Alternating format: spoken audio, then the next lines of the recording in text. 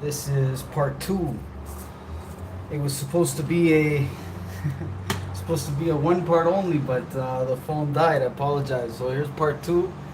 Um, where we left off yesterday, last night, was I went through the first tune, which is to bring all the strings up to the first um, initial tuning, and now I want to make sure that my bridge is in the right spot. So if you don't have a tape measure, I do, and I'm gonna just measure this real quick just to see. It's about a millimeter off from 67. Now it might be on.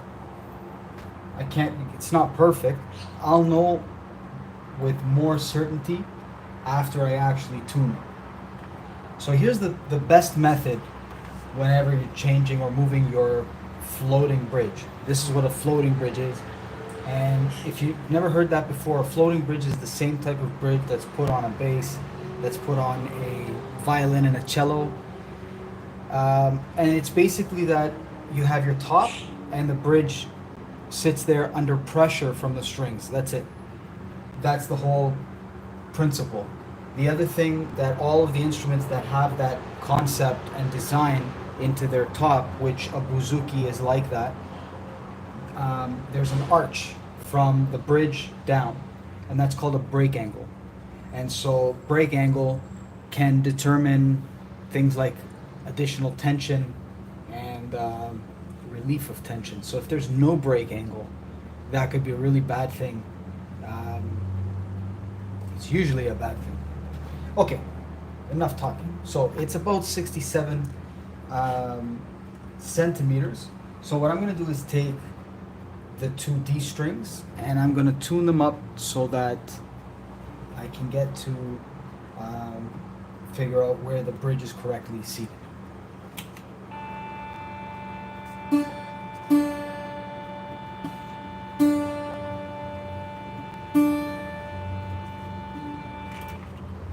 So again, just as a reminder for those that are new to tuning, I always tune with either a pitch or the headstock tuner, which the headstock tuner doesn't give me a tone like this does.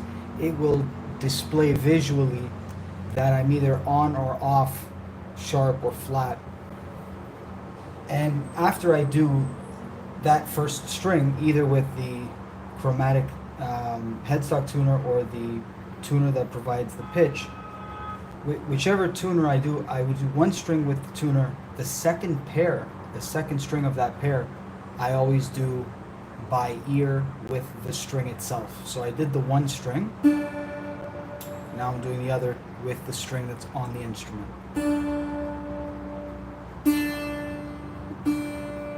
And that's more accurate.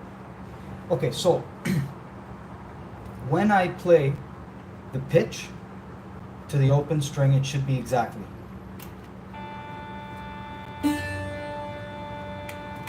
That's pretty good. I'm happy with that. Now to check if your bridge is correct, you would also test the same theory, tuner on, with your finger on the 12th fret, and it should be the same pitch. If it's not, we're going to talk about it.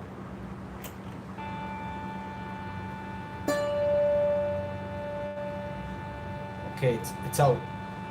So I'm going to do it again. You're listening for a wave.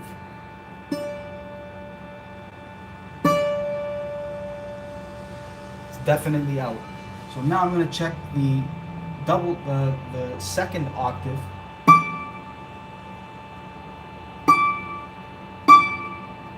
That sounds flat to me. That also sounds flat to me.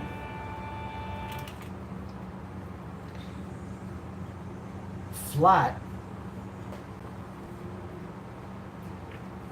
if I'm not mistaken, I haven't done this in a while. I usually put it in, it's pretty good. I hate to admit that, but it's true.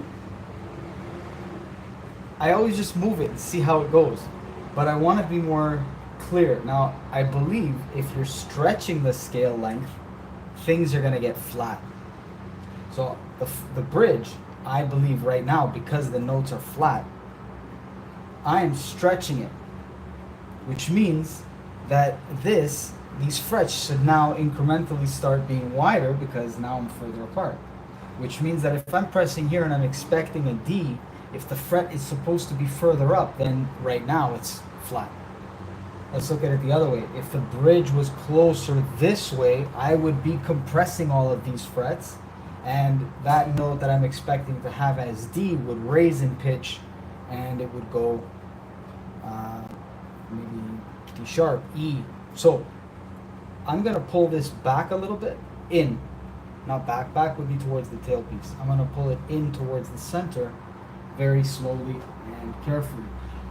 When you're moving the bridge, don't grab the edges. Don't grab it like this. Grab it from the center as best as you can. That's the best spot. Less prone to breakage.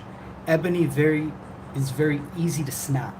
So this could break off very easily. This looks thin. I've seen much thinner. This is actually a decent bridge, decent thickness. But do grab from the center. It's much better. Okay, so I'm pulling this back a little bit. In towards the core. Okay, so now what should happen is the pitch should go up. So when I test the D string open with the D, this will be sharp.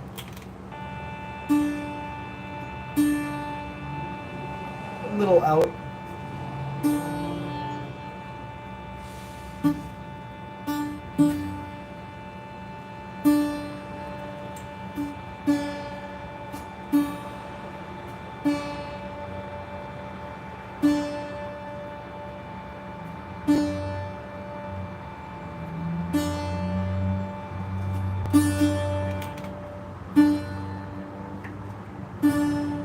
Yeah, it did go up slightly.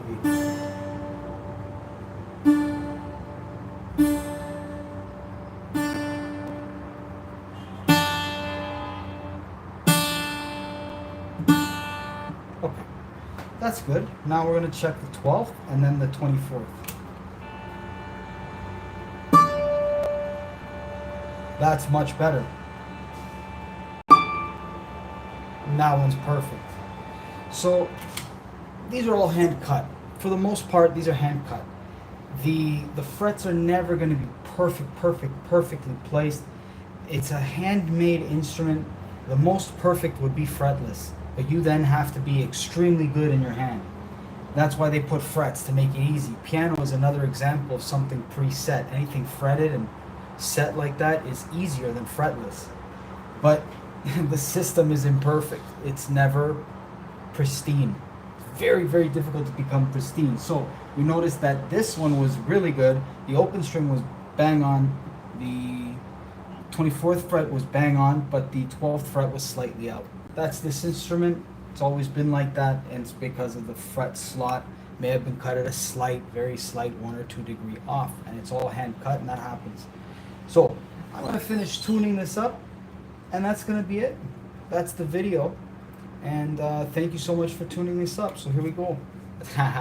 Thank you so much for tuning in. Put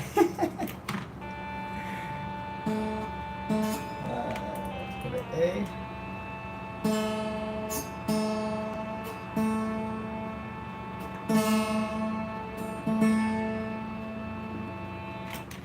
I don't know if I mentioned this, but I think you got it. The bridge was placed perfectly, and that's why we're moving on to this step.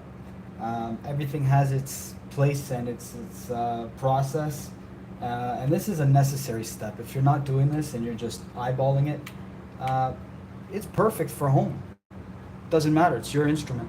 But when you're on stage and you're playing with other musicians, it will be noticed. Something might be out. So, something to consider. Check that again later. F.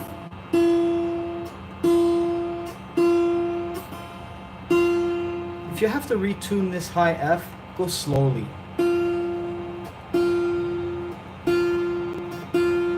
Small movements.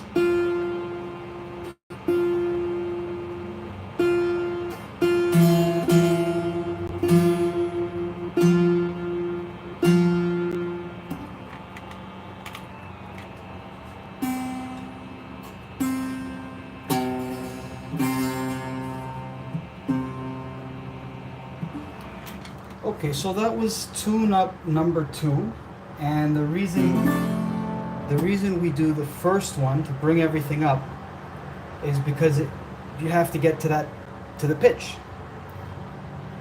The moment you bring everything together, the first strings that you tuned up are now a little bit lower than where they started. They're not going to stay there. They're going to stretch and they're going to decrease in tension and in pitch. And so that's why you go through a second tuning. What you'll notice after the third tune is that, which we're going to do right now, is that everything stays in pitch much better and for an extended period of time. Humidity is going to affect the wood, which is going to make it either softer or more stiff. Colder temperatures and less humidity make it more stiff and rigid. The sound also, I feel, diminishes. With humidity higher, you get a slightly softer neck, which dips, bends. The woods swell with the humidity, and it can make playing a nightmare depending on the type of lacquer that's on the instrument. It might be very sticky or not very comforting to the hand.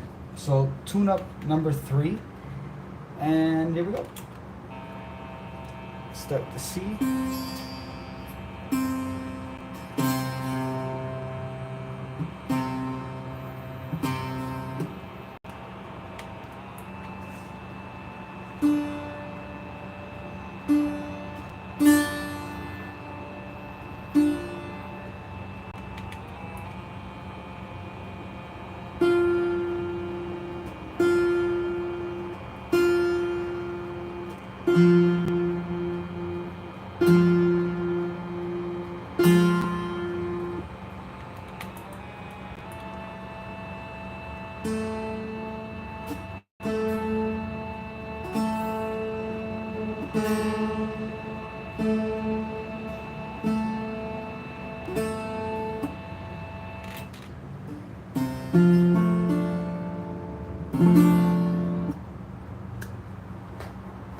Thank you very much for tuning in. Appreciate your time. This was number 2 of 2. That's my method. That's the way I do it. Love your feedback. If you have any questions, I'm here to help you. If you need service, I'm in Toronto. Thanks so much for tuning in. One more time, I want to give a big shout out to Lenyo Dimitriou, the owner of Prodigy Strings in the UK. I love you, buddy. Good job on the products. Thank you for providing quality materials to the Canadians. And yeah, I love the Bouzouki. Thank you very much for tuning in. Have a great day.